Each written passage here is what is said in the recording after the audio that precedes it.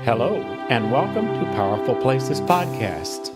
I'm your host, Gary White, and today we will hear a conversation that Ellen and I had about our visit to the Ice Age art exhibit at the British Museum.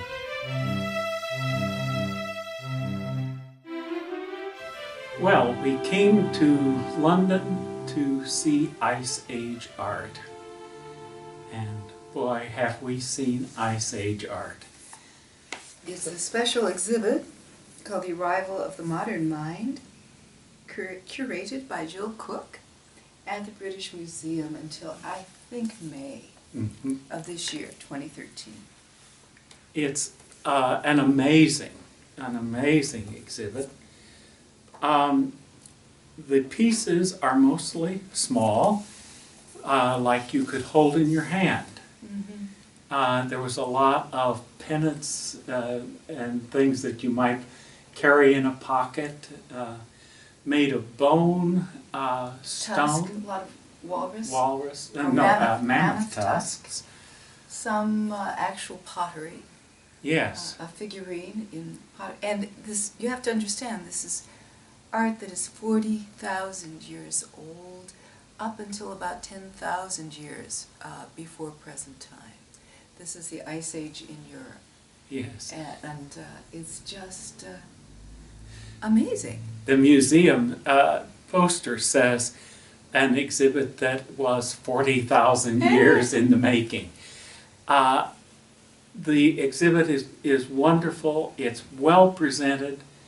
It's really a looking at the Ice Age person as being essentially a modern human being.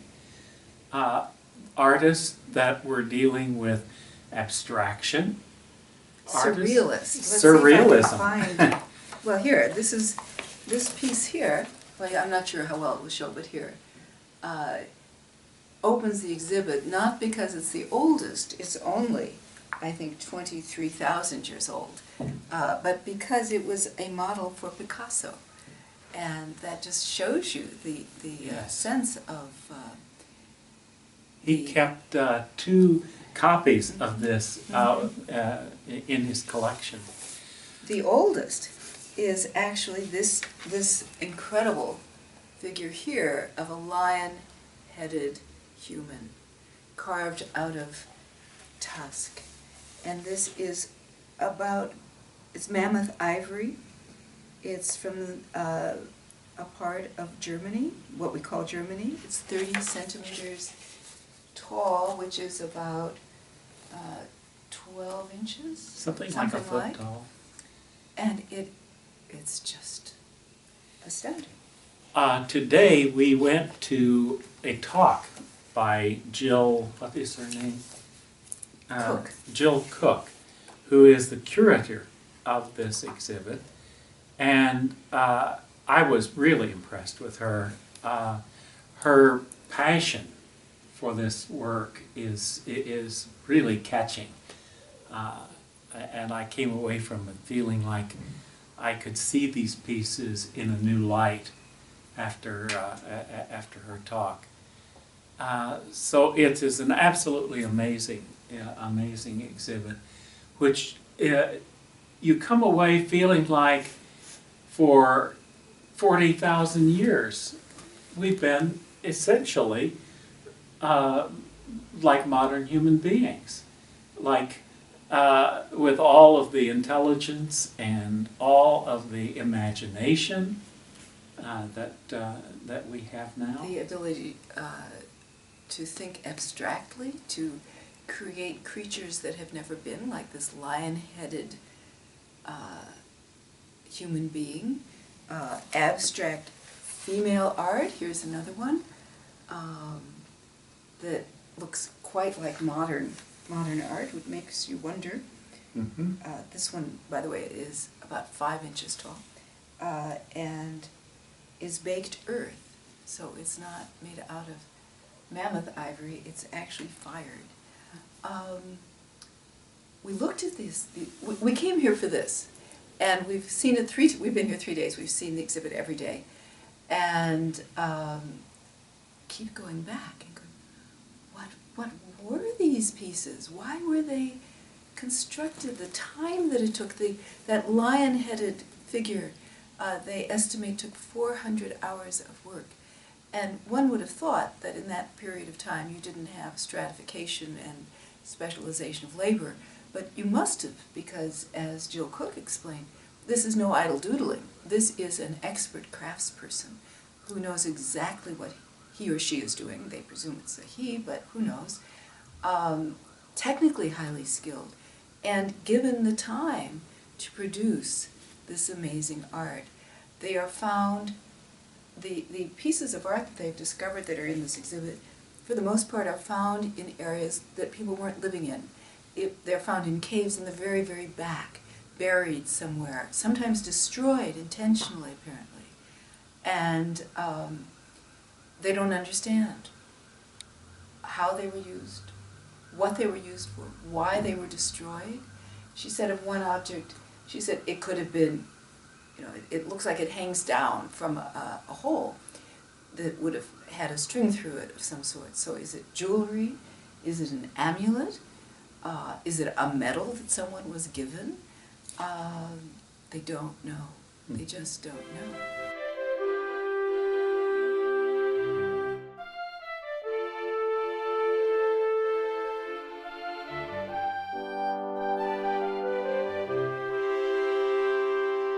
On a related topic, I was last at the British Museum, which is the oldest museum in the world, by the way, in 1972, and it has been modernized and upgraded in amazing ways.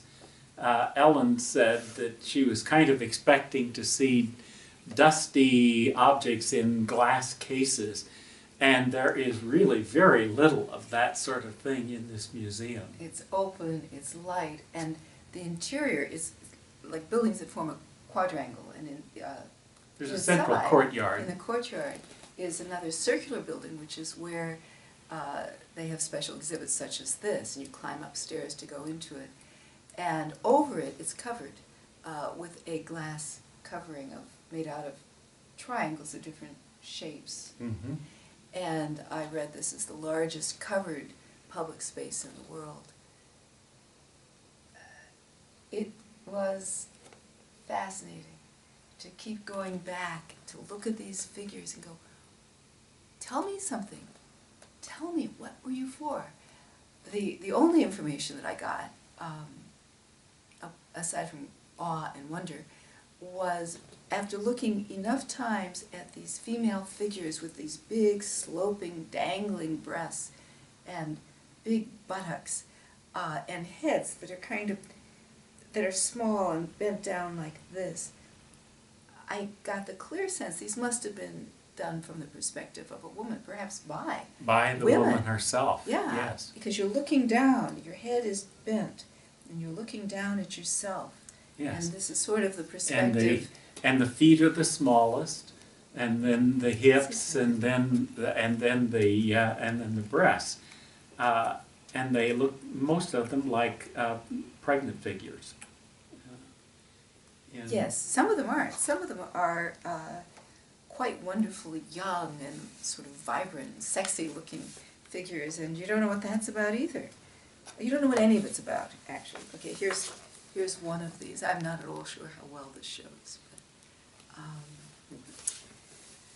and what were they? Were they asking for fertility? Were they giving gratitude for pregnancy? Were they praying for a healthy childbirth? As Jill said numerous times, we don't know. Yeah. But she said it in a way that showed me that she had really strong feelings about some of these questions. But she was being the scientist and not going beyond what she knows. If you can get to this exhibit, or if you can get to the British Museum, it's a wonderful museum. It's all the of... museum itself is just Yes. sort of... Well, it's all of the Why? plunder of empire Oh, yeah. collected there. I mean, Egypt and The astounding size, and you walk in and it is so over the top, these immense Egyptian figures, the heads hacked off by some imperial, order, and hauled over to England, and I mean, I'm sure there are all kinds of issues of colonialism and, oh yes. yeah. And then the Assyrian work, and the incredible Queen of the Night, a Mesopotamian plaque of a strange figure that appears to be a goddess with wings that face down, talon feet. Yeah, the feet are talons. of a bird. Yeah. Talons. Just anyway. Anyway. All right. Yes. Hope to see you it if there. you can. Go to www.powerfulplaces.com and www.powerfulplaces.info to learn more about us and our travels.